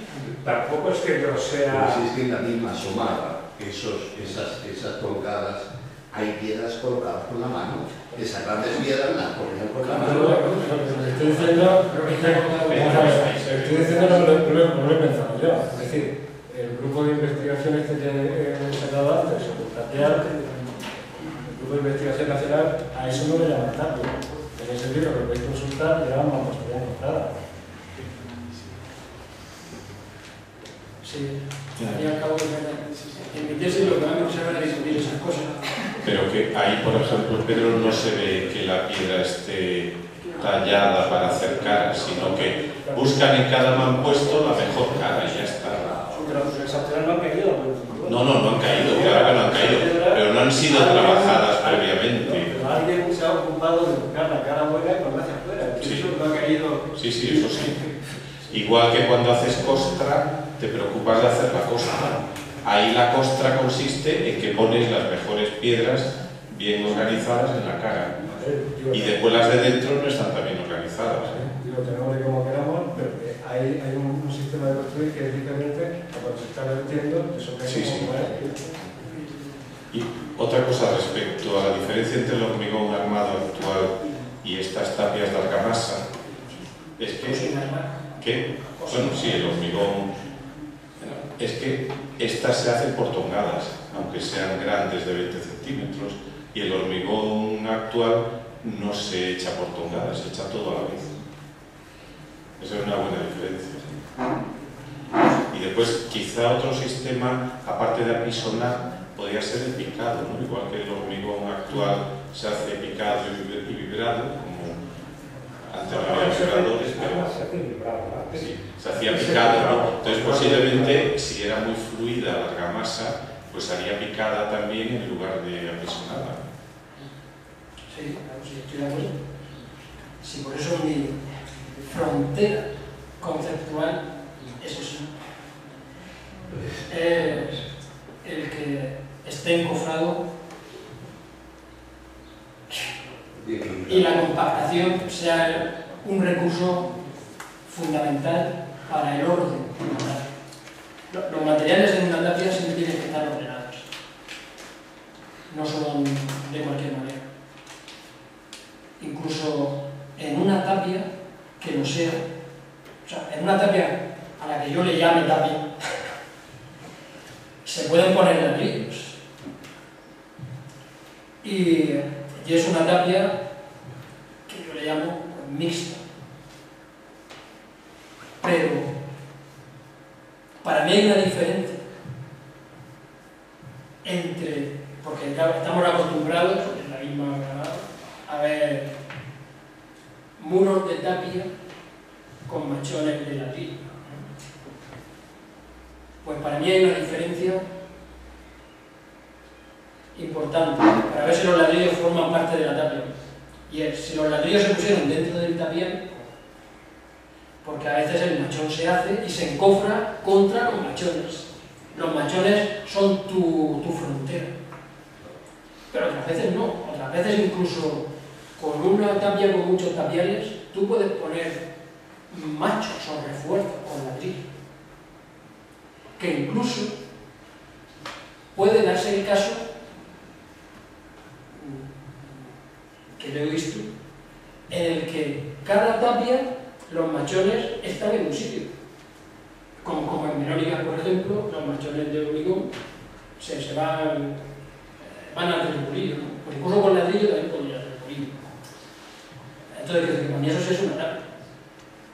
Pero si solamente construyeras con ladrillo, desde luego no ibas a poner los dos tapiales, pondrías solo uno. Y más bien te serviría del ladrillo para decir, con esto ya no necesito ninguna cuerda. Sí, a mí esto me va a quedar un plano fabuloso. Bueno, pues ese es el recurso que yo veo para utilizar el tapial sin ser una tapia. Como cuando alguien me contaba que en algunos sitios el tapial puede servir para transportar al muerto. Y eso no quiere decir que el muerto sea una tapia, ¿no? Aunque se haya depositado, se ha depositado con cuidado y seguramente con mucho cuidado, incluso para hasta el cuidado de hacia dónde tiene que mirar. Y no es una tapia, ¿no? Vamos. Es hablar, ¿no? Lo importante y lo bonito a mí de esta tarde, después de llegar, es hablar. Y simplemente les estoy contando mi opinión.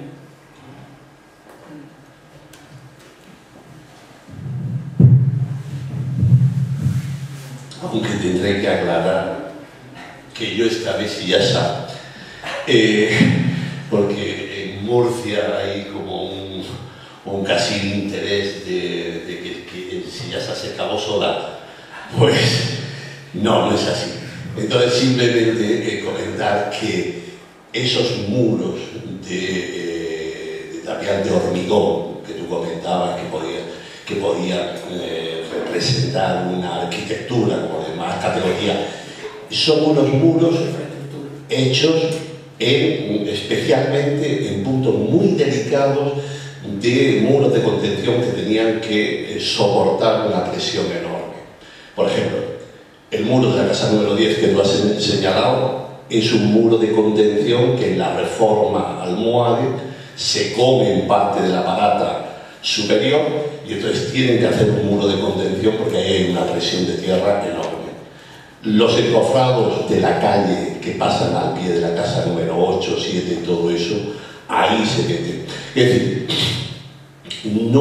yo no detecté en los muchos años que estuve excavando aquello que nada de eso pudiera tener un significado de una importancia mayor en las propias casas, sino que era una respuesta a unas necesidades de generar, y que son más tardías, porque incluso todo el proceso de formación de las calles, de la fragmentación del parcelario, de las modificaciones de las parcelas cuando se hacen más pequeñas y se comen las terrazas superiores, generan unas necesidades nuevas por las presiones, y yo creo que esa es la respuesta.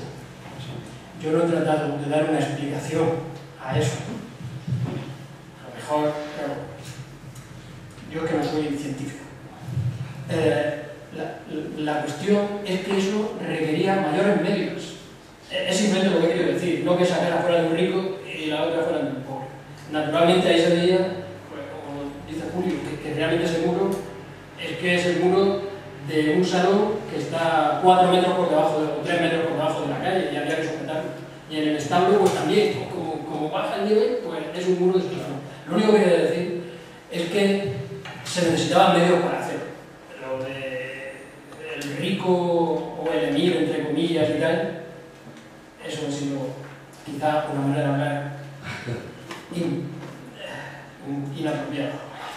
Los primeros edificios sí son estatales, y claro, sí, en ese caso se podría dar una idea por ejemplo, en Murcia toda la arquitectura en general ya a partir del 12 todas las tapias inferiores todas ya son de hormigón, es decir, para sustituir la piedra, el problema de humedad, y se opta por una tapia de hormigón en todo tipo de casa. En el panorama ya de 12-13 está generalizado, es decir, no hay ningún tipo de diferenciación, sea la casa más pobre, más rica, más grande, más pequeña, es un elemento generalizado. Y empieza, el problema es que es un medio muy rural donde la cal apenas se utiliza, en general como apenas se utiliza el ladrillo en Sillasa, y solamente en situaciones muy extremas y ya tardíamente se opta por la cal. ¿Más preguntas? A mí un tema que me interesa y que incluso hemos comentado alguna vez, hace ya muchos años, el asunto de que no exista el costal y que sea solo la cuerda la que es capaz de aguantar los tapiales. Por eso tiene una ventaja importante de cara a sistematizar el trabajo, que las agujas ya no tienen que tener tampoco el orificio para recoger el costal, y también es algo que el orificio exterior, y eso es algo que simplifica también el trabajo. Pero la pregunta era, tú has hecho muchas restauraciones, las que has hecho restauraciones de tapia, si has intentado alguna vez armar una tapia así, con la sobeta, sin costal, intentando amarrarla y tensarla, que no es fácil por la presión a la que se somete. Y yo creo que una cosa que es necesaria y que quizás no hemos hecho casi nunca es intentar ponernos en la piel de la gente que estaba construyendo esto, y con esa limitación de recursos, sin andamios y demás, intentar construir así, ¿no? Estas hipótesis que tenemos, intentar ejecutarlas, ¿no? Y te pregunto, o sea, la pregunta concreta sería si has intentado trabajar solo con la sobeta, sin la aguja, el costal. Eso ahora se le llama arqueología experimental, ¿no? Yo tampoco soy ni arqueólogo ni experimental, pero Yo lo que trato en una obra es de ser coherente con la técnica y ser coherente también con los medios que tengo. Y entonces, realmente, lo que no dejo es hacer una cosa que a mí no me gusta. Pero también dejo que los albañiles digan cómo sujetar aquello. Yo lo que tengo claro es que para construir la tapia, los tapieles tienen que estar justo en el sitio. Y yo digo dónde se pone y cómo se pone. Pero los recursos, solamente pienso si el recurso va a dejar una señal. Si el recurso va a dejar una señal, tiene que entrar dentro del discurso.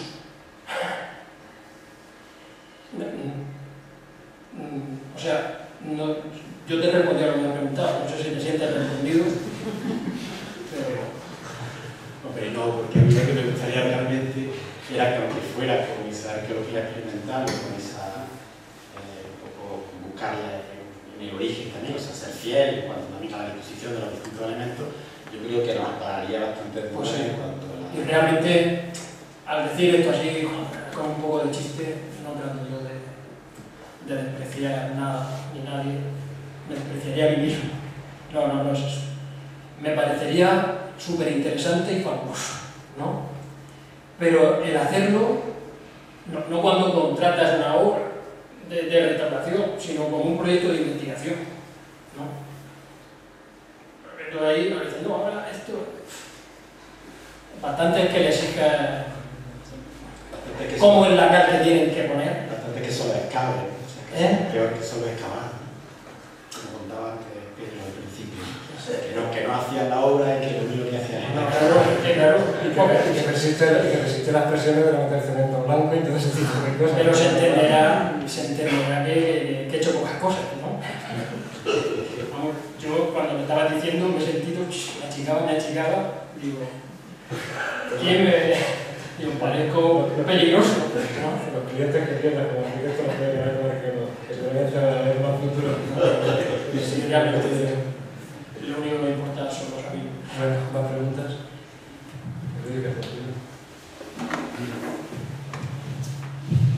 En el Castillo de la Asomada me ha parecido ver que algunas de esas supuestas torres o elementos de contrafuerte, algunos claramente están adosados a los muros principales de la fortaleza, y en otros, sin embargo, sí parece que están, en algunas de las fotos que han mostrado, están trabados del mismo momento.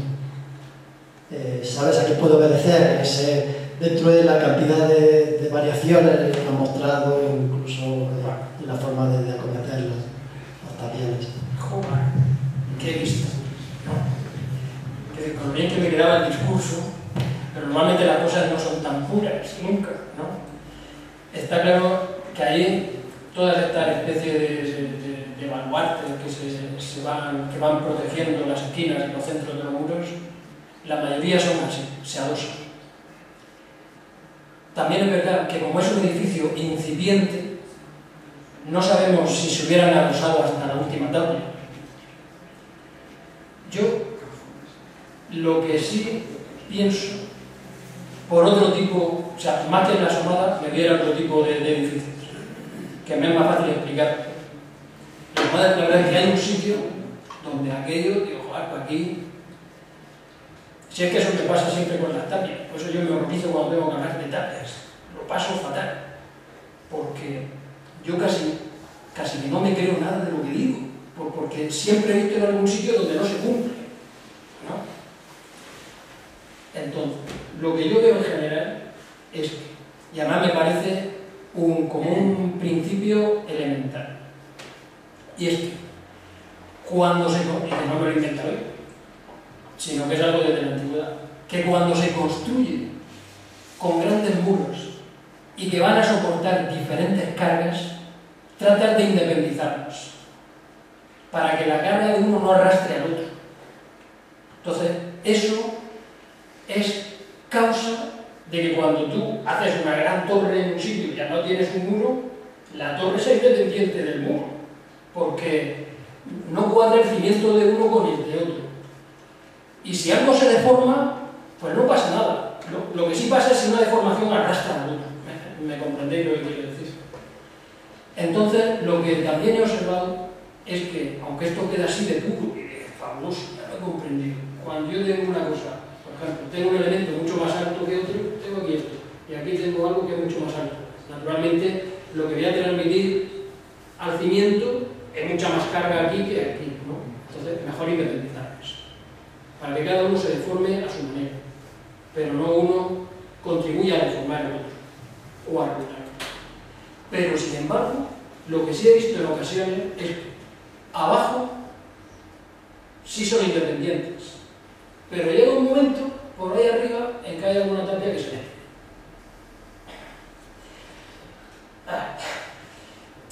Supongo que es una manera de hacer las cosas y como disminuir al mínimo el posible riesgo de esta lógica constructiva. También es verdad que en la sumada el cimiento nunca presentará ningún problema, porque el cimiento es una gran losa de piedra uniforme y donde tampoco sabemos si de verdad iba a haber muy diferentes cargas, porque no sabemos de verdad cómo se iba a terminar de construir, ¿no? O sea, que te digo que sí, tienes razón, ¿no? De que por lo menos hay un sitio en el lado sur, en la torre del medio, ahí no sabes bien lo que está lanzado y lo que no. Y precisamente donde se ve más claramente independizado es en las últimas tapias. O sea, que esta respuesta es como respuesta sin respuesta, ¿no? O sea, solo para decirte que comparto tu cuestión.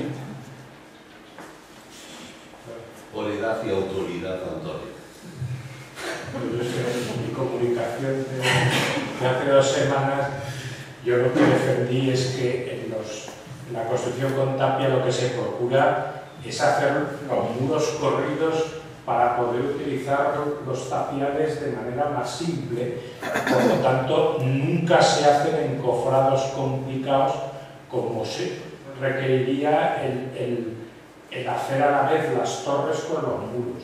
Y esa es la razón por la cual yo creo que las torres siempre están adosadas, por las cuales siempre se dan adosamientos en las tapias y no se traban. Es simplemente por un sistema de economía en el uso de los tapiales.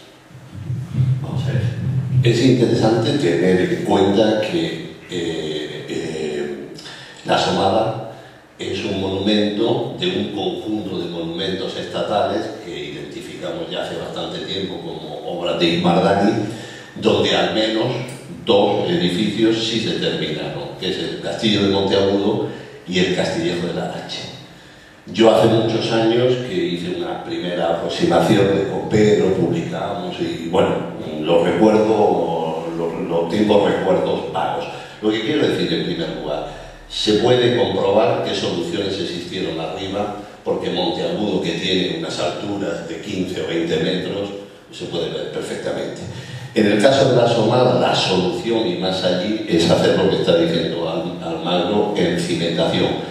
Yo personalmente estoy convencido que esas torres eran torres en altura, porque ahí además tienen una función de discurso de poder, y están en las arquitecturas terminadas de Ismardani, que el análisis de la Asomada tenemos que hacerlo a la luz de las otras construcciones hechas.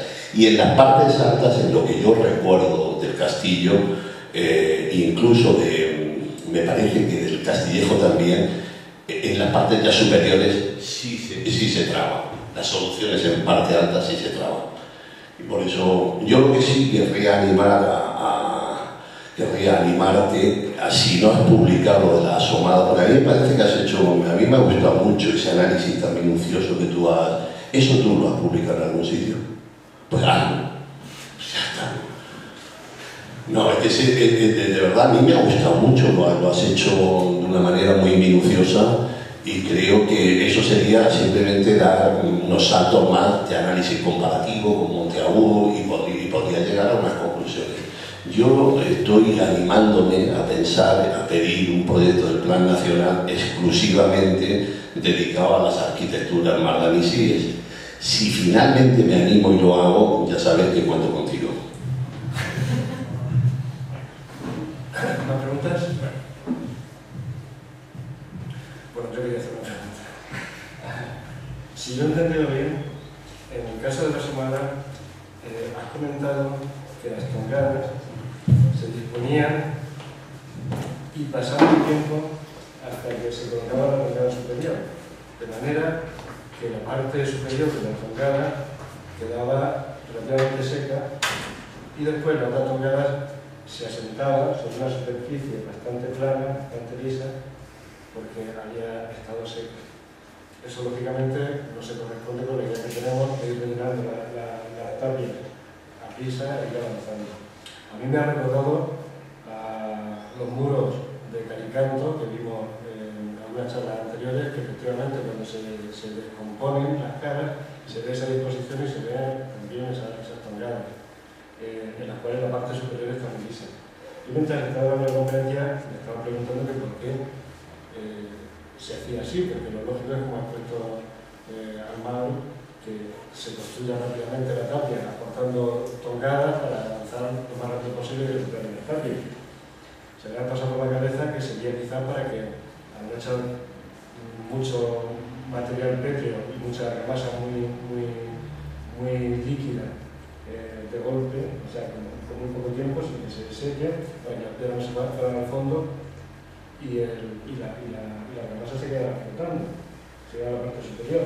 Pero eso tampoco me encaja porque nosotros conocemos también la arquitectura de mampostería que hemos estudiado en el siglo X, de la cual también van alternando tongadas de mortero de cal con piedra, y las cuales también siempre la parte superior de las tongadas de cal está muy lisa, pues se hubiera dejado secar antes de poner la siguiente hilada de piedra. De ahí, evidentemente, se puede estar encofrado porque no había peligro de que las piedras se fueran al fondo, como se había ocurrido. Por tanto, yo quería preguntarte, y preguntar también aquí a los arquitectos, a los especialistas que están presentes, qué explicación puede tener ese fenómeno que has contado, y que realmente a mí me parece que es bastante claro. Si aquí se está diciendo una cosa, es que si algo se hace de alguna manera, es porque les conviene.